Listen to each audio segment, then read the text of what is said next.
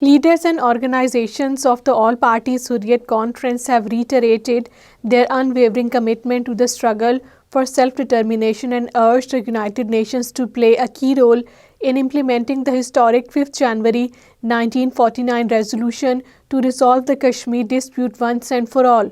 On 5th January 1949, the United Nations Security Council passed a resolution affirming the Kashmiris' right to determine their future through a UN-sponsored plebiscite. Posters have appeared in Srinagar and other areas of the occupied Kashmir, urging the United Nations to resolve the Kashmir dispute according to its resolution passed on 5th January 1949.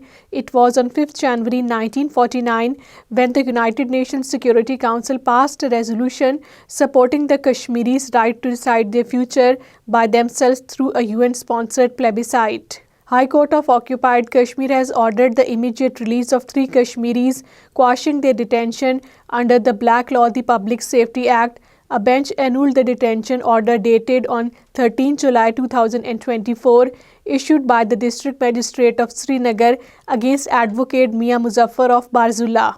Senior National Conference leader and Deputy Chief Minister Surinder Chaudhary has reiterated his party's commitment to restoring the territory's special status and statehood.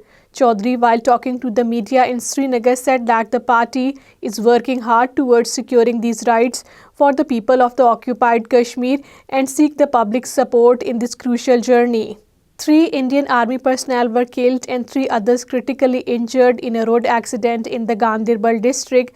The accident occurred today when an Indian Army truck carrying the troops skidded off the road and fell into a deep gorge in SK Payan area of the district. Indian police have arrested 3 individuals, including a woman in the Baramulla district. Rafiq Ahmed Sheikh, a resident of the Hundi Nushaira, was detained at a checkpoint in the Bela crossing in Boniar.